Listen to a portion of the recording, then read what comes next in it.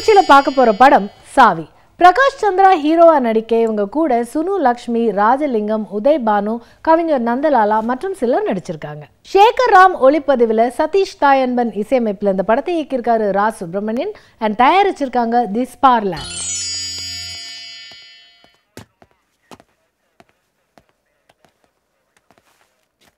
Sir, இவர் முருகவேலு. அந்த suicide case finance கொடுத்தவர்கள் தான் சார். எஸ்ஐ வர சொல்லியிருந்தாங்க.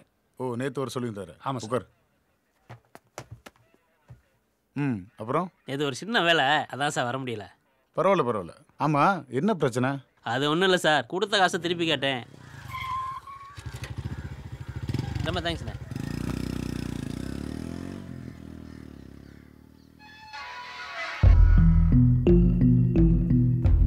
அண்ணே அண்ணே, கோயிலுக்கு போயிட்டு எப்போ வந்தீங்க? அம்மா வணக்கம்மா. சாமி தரிசனம் நல்லபடியாக முடிஞ்சா?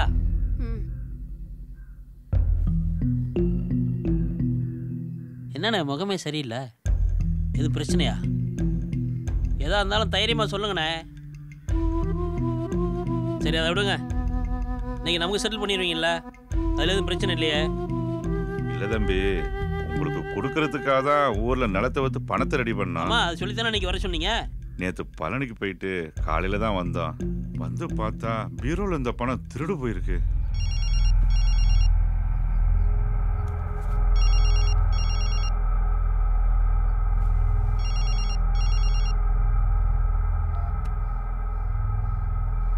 சொல்றா, என்னடா சொல்றான் அவன்?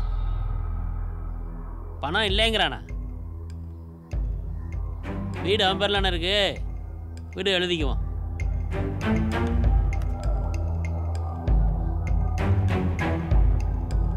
என்ன திருடன் கையிலே சாவி கொடுத்துட்டு போயிட்டீங்களோ? கதவெல்லாம் உடைக்காம அப்படியே இருக்கு. ரொம்ப நல்லா இருக்குண்ணே.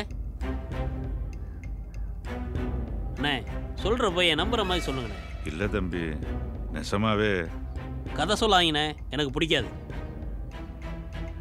பெரிய பொண்ணு கல்யாணம், ரெண்டாவது பொண்ணு படிப்பு செலவுன்னு இது வரைக்கும் நீங்கள் வாங்கினது வட்டியோடு சேர்த்து 30 லட்சத்தை தாண்டிடுச்சு. நாளைக்கு நான் வருவேன், என் பணம் எனக்கு வரணும். வரல அம்மா தப்பாக நினச்சிக்காதீங்கம்மா. உங்கள் வீட்டு பொண்ணு என் வீட்டில் இருப்பா, அதுக்கு போய் செத்து போயிட்டான், அவ்வளோதான் சார். அவ்வளோதானா? ஏண்டா உயிர் உனக்கு அவ்வளோ சாதாரணமாக போச்சு? எப்படி கொடுத்த காசை திருப்பி தரலாம், வீட்டு பொண்ணை கேட்பியா நீ? போடா, அங்கே போய் உட்கார். வாங்கண்ணே. நீ இவ்வளவு சீக்கிரமா வேண்டி எதிர்பார்க்கல. உட்காருங்க. உட்காரா. நல்லா உட்காருனே, பேண்ட் கிழிஞ்சிட போகுது. இந்த படத்துடைய கதை, ஹீரோ பிரகாஷ் சந்திரா சாவி தொழில் செய்கிறவர். அவருடைய அண்ணன் ஆட்டோ ஓட்டுபவர். இவர் அண்ணனோட இருக்காரு. ஹீரோயின் சுனு லட்சுமியை இவருக்கு நிச்சயதார்த்தம் செய்த பிறகு 2 பேரும் காதலிக்கிறாங்க. இதற்கிடையில ஒரு நாள் ஹீரோ பிரகாஷ் சந்திராவுடைய அண்ணன் கொலை செய்யப்படுறாரு. அதே வேளையில அந்த ஊர்ல இன்னொரு வீட்டில் சாவி போட்டு திறக்கப்பட்டு ஒரு பெரிய கொள்ளை நடக்குது. இந்த 2 பிரச்சனைகளுமே ஹீரோ மேல் சந்தேகத்தை உருவாக்குது. அவர் போலீஸ் ஸ்டேஷனுக்கு போறாரு. நிரபராதியான ஹீரோ இந்த குற்றங்கள்ல இருந்து எப்படி தப்பிக்கிறாரு, இந்த கொலைக்கும் குற்றத்துக்கும் காரணம் யாரு, இதெல்லாம் தான் இந்த படத்தோட மீதி கதை. இங்கதான் நான் அவரை முதல்ல பார்த்தேன். வாங்க சார். என்ன சார் வேணும்? இல்ல, அம்மாவுக்கு கல்யாண நாள், ஒரு புடவை எடுக்கணும். இதெல்லாம் ஏன்டா அதிட்ட போய் சொல்லிட்டு நீ எடுத்து போடுமா? இல்ல, இது வரைக்கும் புடவை எடுத்து பழக்கம் இல்லை. ஒரு நல்ல புடவை நீங்களே எடுத்து கொடுங்க.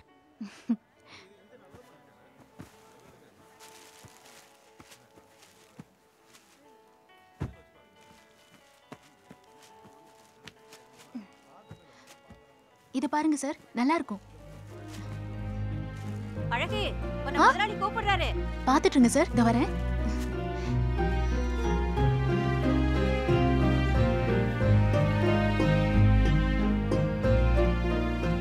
இது நல்லா இருக்குல்ல? நீ நல்ல பொண்ணு தானே, உன்கிட்ட சாவி கொடுத்துட்டு போனேன். எங்க தொலைச்ச? இல்ல சார், இங்கதான் வச்சேன். காலையில டென்ஷன் பண்ணிட்டு எனக்கு இப்ப சாவி கண்டிப்பா வேணும்.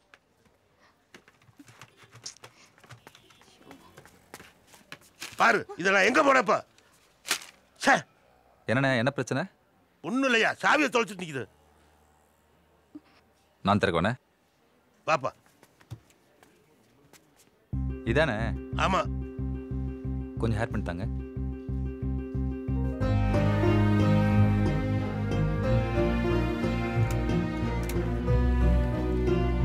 இதுக்கு என்ன டென்ஷன் ஆகுறீங்க?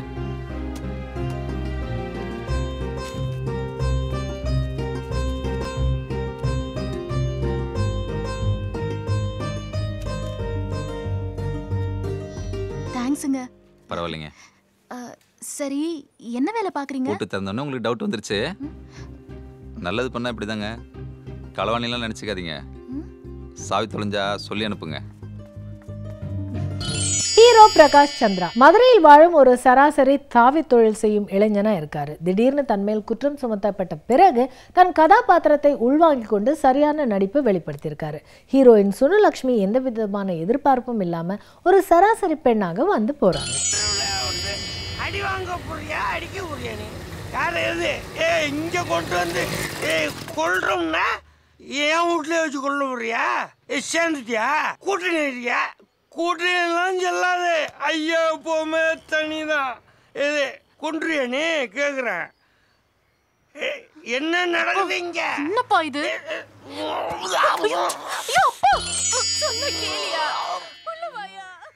கடை பக்கத்தில் விழுந்துட்டாருங்க. சாரிங்க. உங்களுக்கு பழகிடுச்சுல்ல?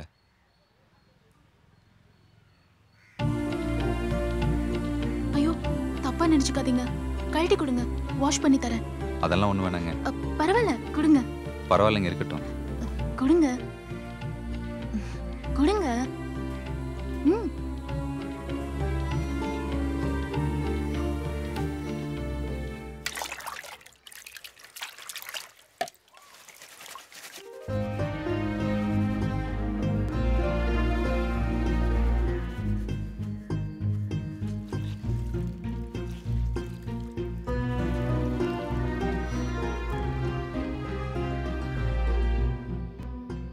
நீங்க வீட்டுக்கு வந்திருந்தீங்கன்னு அம்மா சொன்னாங்க.